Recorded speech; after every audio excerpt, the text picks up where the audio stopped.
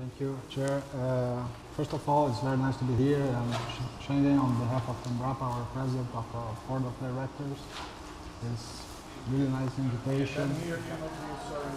I'll try to raise the voice. It's better this way. So let's move on. I think that perhaps regarding the issues of this panel, I think that one key issue is technology. You know, 40 years ago, Brazil made a bold decision. In spite of the huge area of Brazil, we decided to move on, based on science, based on technology, generation, and adoption.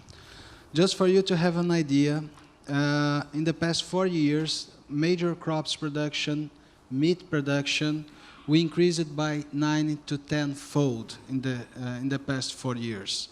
We are now producing over 200 million tons of the major crops.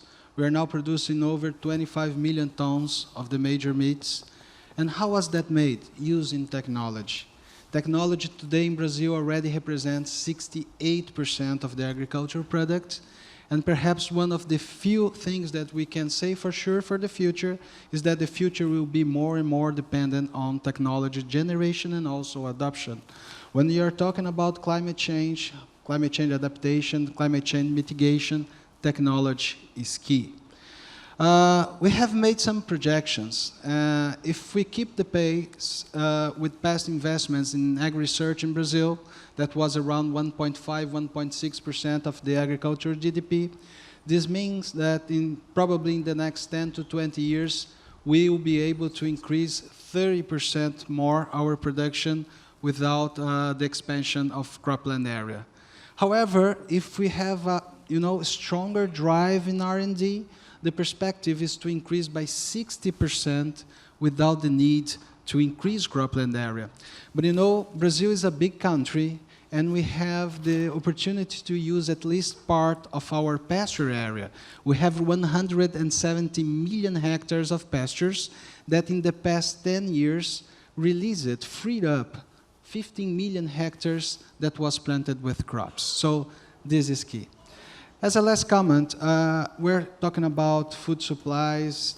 Of course, this is key, this is very important, but we need to consider a new era, a new bioeconomy area. So we need to consider that we are going to have new demands for the agricultural land, demand to produce feedstocks for pharmaceuticals, for bioinputs, and this kind of thing. So as I start, Madam Chair, I think this is my most important message: technology generation, technology adoption.